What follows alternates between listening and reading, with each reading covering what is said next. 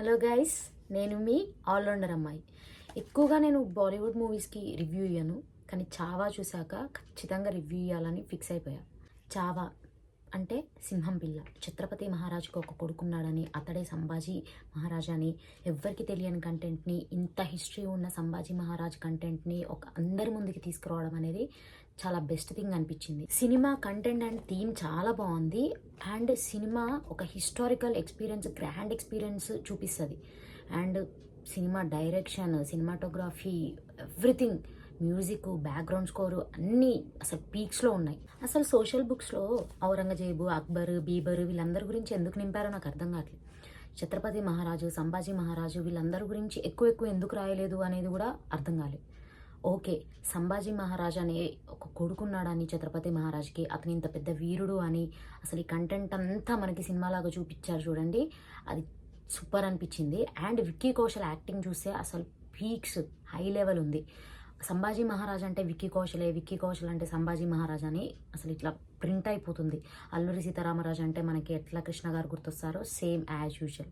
అన్ని బాలీవుడ్ మూవీస్ లాగానే ఈ మూవీ కూడా ఉంటుంది అనుకొని జస్ట్ నార్మల్ ఎక్స్పెక్టేషన్స్తో వెళ్ళా. But all reverse. Vicky Kaushal aggressive and massive performance వేరే లెవెల్ ఉంది. మూవీ స్టార్టింగ్ నుంచి స్లోగా మనకి ఎక్కిస్తారు.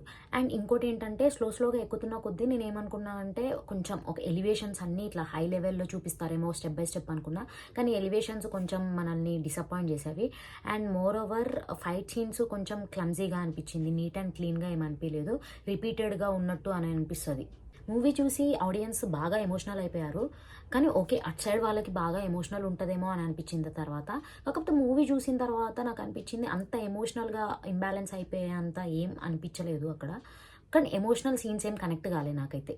సంభాజీ మహారాజ్ చనిపోయినప్పుడు అతని ఏజ్ 31 ఇయర్స్ అట. 31 ఇయర్స్కి అంత అగ్రెసివ్ అండ్ హిందూయిజం కోసం అంత ఫైట్ చేయాలని అతనుకున్న అసలు ఆ థాట్ అనేది మనం ఆ మూవీ చూస్తుంటే వావ్ అనిపిస్తుంది. సినిమా లిబర్టీ తీసుకొని హీరో స్ట్రెంత్ చూపించడం కోసం ఆ ఫైట్స్ అదంతా క్రియేట్ చేయడం అనేది చాలా బాగా అనిపించింది. లాస్ట్ 40 మినిట్స్ అయితే అస్సలు మిస్ అవ్వద్దు. అండ్ ఇంకోటి, రియల్గా అయితే ఇంకా చాలా టార్చర్ చేశారట. ఆ టార్చర్ అంతా చూపిస్తే ఆడియన్స్ ఇంకా ఇంబ్యాలెన్స్ అయిపోతారేమో, కానీ కొన్ని సీన్సే చూపించారు, అసలు వాటికే మనకి పిచ్చెక్కిపోద్ది. హిందీ సినిమాల్లో చాలా ఇయర్స్కి ఒక మంచి మూవీ వచ్చింది అనిపించింది. కొన్ని సీన్స్ అయితే మూవీలో చూస్తుంటే విక్కీ కౌశల్ యాక్టింగ్ అండ్ పర్ఫార్మెన్స్కి స్టన్ అయిపోయి అలాగే చూస్తుంటాం. ఫైనల్లీ మూవీ మాత్రం అందరికీ నచ్చుద్ది, నీట్ అండ్ క్లీన్గా ఉంటుంది, ఫుల్ ఫ్యామిలీ వెళ్ళి చూడొచ్చు, అంత బాగుంది. రష్మిక మందన యాక్టింగ్ కూడా చాలా బాగుంది, తను కూడా చాలా బాగా చేసింది.